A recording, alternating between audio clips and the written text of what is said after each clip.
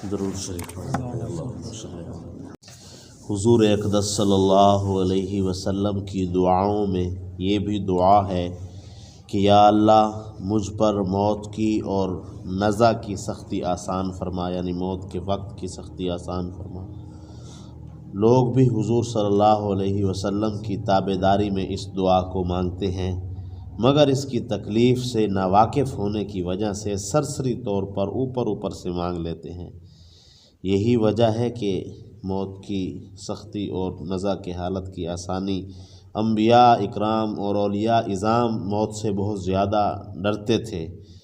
حضرت عیسیٰ علیہ نبینا وعلیہ الصلاۃ والسلام کا ارشاد اپنے حواریین، یعنی ان کے جو ماننے والے تھے، شروع میں ایمان لانے والے، آپ فرمایا کرتے تھے کہ میرے لیے حق تعالی شانہ سے اس کی دعا کرو کہ نزع کی تکلیف مجھ پر آسان ہو جائے، یعنی موت کا وقت مجھ پر آسان ہو جائے، کہ موت کے ڈر نے مجھے موت کے قریب پہنچا دیا ہے۔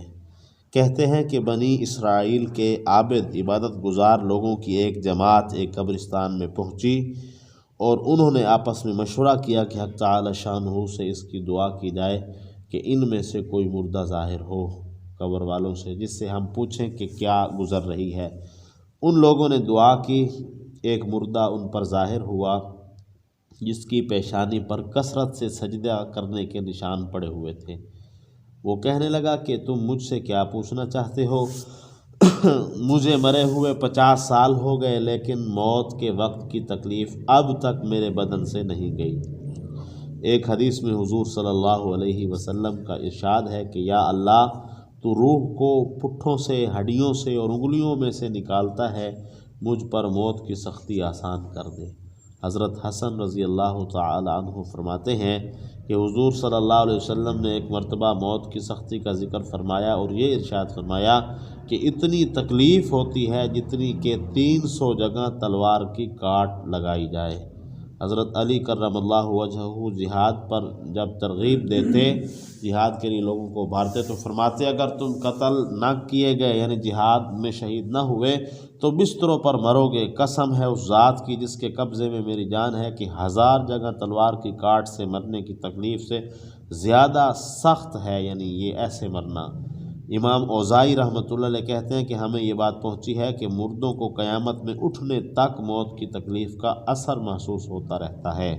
حضرت شداد بن اوس رحمۃ اللہ علیہ کہتے ہیں کہ موت دنیا اور آخرت کی سب تکلیفوں سے زیادہ سخت ہے۔ وہ آرا چلا دینے سے زیادہ سخت ہے، وہ کینچیوں سے کتر دینے سے زیادہ سخت ہے، وہ دیگ میں پکا دینے سے زیادہ سخت ہے۔ اگر مردے قبر سے اٹھ کر مرنے کی تکلیف بتائیں تو کوئی شخص دنیا میں لذت کے قریب نہ جائے، میٹھی نیند اس کو نہ آئے۔ کہتے ہیں کہ حضرت موسیٰ علیہ نبینا علیہ الصلاۃ والسلام کا جب وصال ہوا تو حق تعالی شانہ نے دریافت فرمایا کہ موت کو کیسے پایا؟ انہوں نے عرض کیا کہ میں اپنی جان کو ایسا دیکھ رہا تھا جیسے زندہ چڑیا کو اس طرح آگ پر بھونا جا رہا ہو کہ نہ اس کی جان نکلتی ہو، نہ اڑنے کی کوئی صورت ہو۔ ایک اور روایت میں ہے کہ ایسی حالت تھی، حضرت موسیٰ علیہ السلام نے فرمایا کہ جیسا زندہ بکری کی کھال اتار دینا ہے۔ حضرت عائشہ رضی اللہ تعالی عنہ فرماتی ہیں کہ جب حضور اقدس صلی اللہ علیہ وسلم کا وصال ہو رہا تھا تو پانی سے بھرا ہوا پیالہ حضور صلی اللہ علیہ وسلم کے قریب رکھا ہوا تھا۔ حضور اقدس صلی اللہ علیہ وسلم بار بار اپنے مبارک ہاتھ کو پیالے میں ڈالتے اور پھر منہ پر مل لیتے اور فرماتے تھے یا اللہ اس حالت میں مجھ پر میری مدد فرما۔ حضرت عمر رضی اللہ تعالی عنہ نے حضرت کعب رحمۃ اللہ علیہ سے فرمایا موت کی کیفیت بیان کرو۔ انہوں نے عرض کیا امیر المومنین، جس طرح ایک کانٹے دار ٹہنی کو ایک آدمی کے اندر داخل کر دیا جائے، جس کے ساتھ بدن کا ہر جزو لپٹ جائے، پھر ایک دم اس کو کھینچ لیا جائے، اس طرح جان کھینچی جاتی ہے۔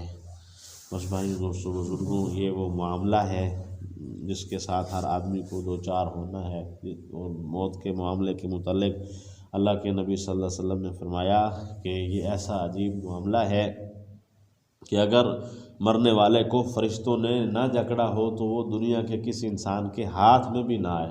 ایسی اس کے اندر پھرتی اور موت سے بھاگنے کی وہ قوت آ جاتی ہے۔ لیکن یثبت اللہ الذین آمنوا بالقول الثابت، اس آیت کی تفسیر کے اندر اللہ تعالیٰ غیبی طور پر جو اللہ تعالیٰ کا نیک بندہ ہوتا ہے اس کو استقامت دیتے ہیں، قوت دیتے ہیں۔ یہی وجہ ہے کہ جہاد کرتا ہوا مجاہد اگر اس کا بازو کٹ جائے تو اسے احساس نہیں ہوتا، کیونکہ وہ اللہ کے لیے لڑ رہا ہوتا ہے۔ پھر اللہ تعالیٰ اسے حوصلہ دیتے ہیں، قوت دیتے ہیں۔ اور پھر فرمایا کہ یہ جو موت کے ذائقے کا معاملہ ہے، قرآن پاک کے اندر اللہ تعالیٰ اس کے متعلق فرماتے ہیں کل نفس ذائقۃ الموت، کہ ہم نے ہر جاندار کو موت کا ذائقہ چکھانا ہے۔ تو اس سے اندازہ کیجئے کہ ضرور مرنے والے کو اللہ تعالیٰ کوئی ایسا ذائقہ چکھاتے ہیں جس کے متعلق اللہ تعالیٰ نے فرمایا۔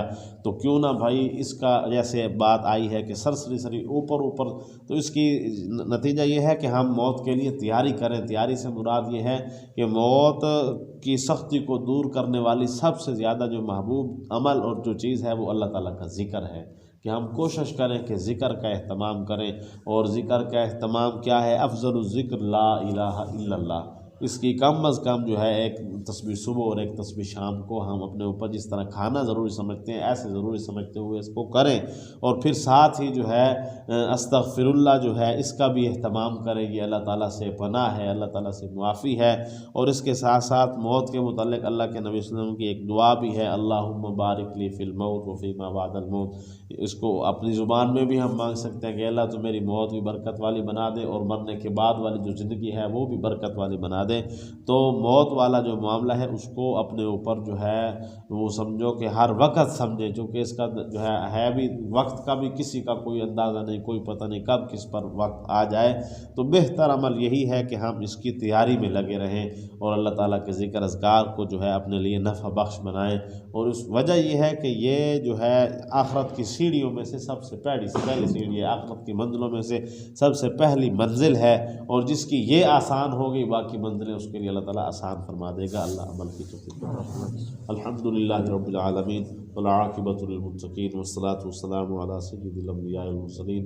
ربنا آتنا فی الدنیا حسنہ وفی الآخرۃ حسنۃ وقنا عذاب النار۔ ربنا لا تزغ قلوبنا بعد إذ هديتنا وهب لنا من لدنك رحمة إنك أنت الوهاب۔ ربنا إنك جامع الناس ليوم لا ريب فيه إن الله لا يخلف الميعاد۔